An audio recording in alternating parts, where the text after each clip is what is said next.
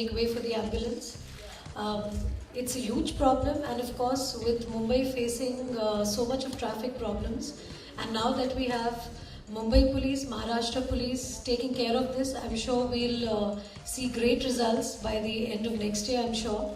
And of course, Mr. Maria being at the head of everything, I'm sure he's going to come out with something strategic.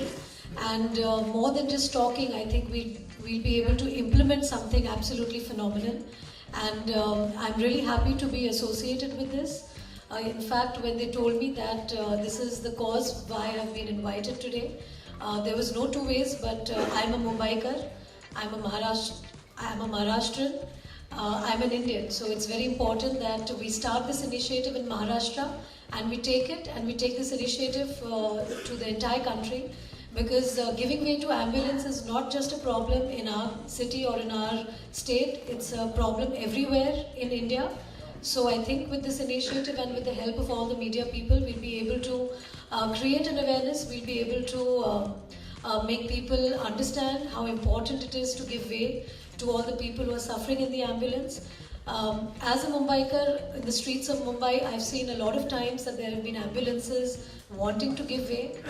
I just hope ambulances don't just give way to just empty ambulances. I think it's very important that we know the seriousness of the situation and give way to something which is important. And today I'm sure with this initiative today, there'll be a huge difference. I was just chatting with Mr. Maria as to how he's going to take care of this problem, and I think while he talks, I think he'll be able to tell you exactly what he's thought of, which is, I think, a very, very brilliant strategy. So hopefully, keeping my fingers crossed, I think there'll be a huge change in this from today on. So like Ms. Rita said, I think even I pledge today that I will make way for the ambulance.